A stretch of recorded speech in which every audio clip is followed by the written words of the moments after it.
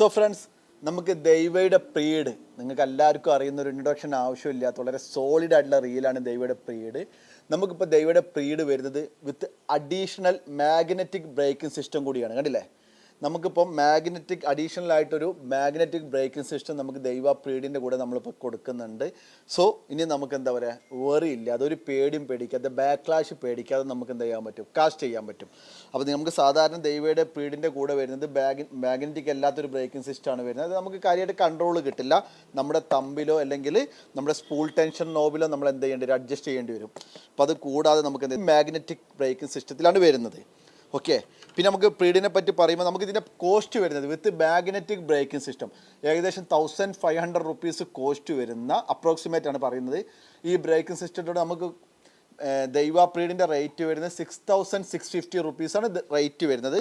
നമുക്ക് left ഹാൻഡും right ഹാൻഡും രണ്ട് ഹാൻഡിലും നമുക്കിത് അവൈലബിൾ ആണ്. ഇതിൻ്റെ പ്രത്യേകിച്ച് നമുക്ക് 6 kg ഡ്രാഗ് വരുന്നുണ്ട്. 6 kg വളരെ സോളിഡ് ആയിട്ടുള്ള 6 kg ഡ്രാഗ് വരുന്നു. നല്ല രസമായിട്ടുള്ള നമുക്ക് നല്ല ഗ്രിപ്പ് കിട്ടുന്ന എന്താ പറയുക EVA ആൻഡിലാണ് വരുന്നത്. പിന്നെ ഒരു ഗോൾഡ് ഫിനിഷിങ് വന്നിട്ടുണ്ട്. വളരെ ഡീപ്പ് സ്പൂളാണ്. നമുക്ക് അത്യാവശ്യം നല്ല ലൈന് നമുക്കിതിൽ കൊടുക്കാൻ പറ്റും. പിന്നീട് 4 ബെയറിങ് വന്നിട്ടുണ്ട്.